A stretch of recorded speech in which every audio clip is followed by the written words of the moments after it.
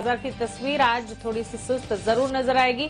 शुरुआत सीधा एशियाई बाजार से कर लेते हैं। एसजीएक्स निफ्टी सबसे पहले आपकी टीवी स्क्रीन पर करीब 180 अंकों की गिरावट के साथ ट्रेड करते हुए 14,810 के स्तर पर कर रहा है कामकाज। हांगकांग के बाजार में 300 अंकों की गिरावट फिलहाल देखी जा रही है और साथ ही अगर हम देखें निक्कई में भी 650 अंकों की गिरावट के साथ फिलहाल कामकाज देखने को मिल रहा है। डाउ फ्यूचर्स में भी सुस्ती छाई हुई, करीब 63 अंकों की गिरावट इस घंटे फिलहाल देखने को मिल रही है।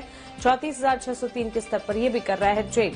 बीती रात अमेरिकी बाजार में भी गिरावट हावी होती हुई जरूर दिखी, खासतौर से डाउ की अगर बात करें, नए रिकॉर्ड भी देखे डाउ जोन्स ने, लेकिन उसके बाद गिरावट के साथ ही करीब 35 अंक नीचे बंद हुआ। टेक शेयरों में गिरावट के चलते निचले स्तरों पर कह सकते हैं नैस्डैक में करीब 350 अंकों की गिरावट के साथ क्लोजिंग दिखी। लेकिन इन सब के अलावा और कौन से ट्रिगर्स है विदेशी बाजार में जिस पर हमें फोकस रखना है, गिरावट इतनी हावी होती हुई क्यों दिख रही है, ये जान लेते हैं दीपांशु भंडारी से। Deepanshu, good morning.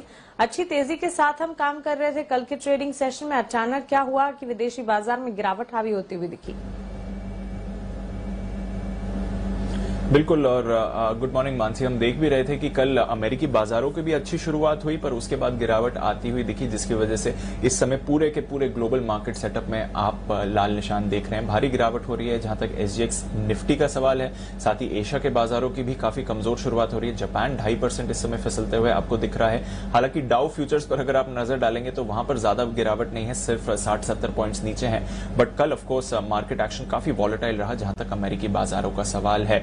शुरुआत अच्छी हुई, जैसे मैं कह रहा था, ओपनिंग पर नए रिकॉर्ड्स डाउ पर लगते हुए दिखे। पहली बार 35,000 के पार भी आपको डाउ जाते हुए दिखा, पर फिर ऊंचाई से 350 अंक फिसल कर दिन के निचले स्तर पर डाउ बंद हुआ और ये सिर्फ और सिर्फ दिग्गज आईटी स्टॉक्स में बिकवाली की वजह से हुआ है। नैस्डैक पर नजर डालिए, 2.5% की गिरावट कल नैस्डैक में आती हुई दिखी और सभी दिग्गज स्टॉक्स पर प्रेशर था, जैसे कि एप्पल, माइक्रोसॉफ्ट, अल्फाबेट, ये सारे के सारे शेयर्स 2 से 2.5% तक फिसले।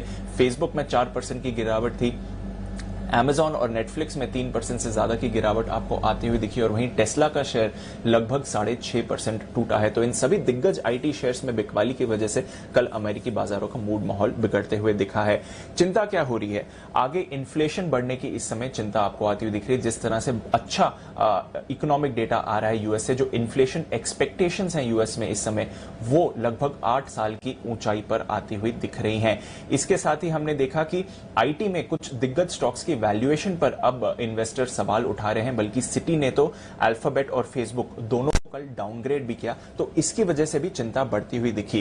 पर जिस तरह से इन्फ्लेशन एक्सपेक्टेशन बढ़ती हुई दिख रही हैं, वहां से हमने देखा कि 10 साल की बॉन्ड यील्ड में भी बढ़त आई। हालांकि कोई बड़ा उछाल नहीं आया, 1.56 1.57 से बढ़कर लगभग 1.6% के करीब आए। हमने तो पहले 1.65 के भी लेवल्स देखे हैं, बट जरूर थोड़ी चिंता यहां से बढ़ रही है, जिसका हमने बाजार पर कल प्रभाव आते हुए देखा है। और इसलिए आईटी स्टॉक्स गिरे और आईटी स्टॉक्स के गिरने की वजह से, क्योंकि उनकी वेटेज सबसे ज्यादा है यूएस मार्केट्स में, बाकी इंडेक्सेस पर भी आपने दबाव बनते हुए देखा।